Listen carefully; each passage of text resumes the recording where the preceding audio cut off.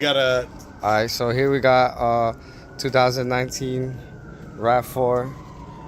I'm trying to do a downstream O2 sensor replacement. All right, let's get out of here. You see it right there. Just gotta change that. See if we could get under here and change this thing. All we have to do is screw in our new O2 sensor. Plug in our clip back up here.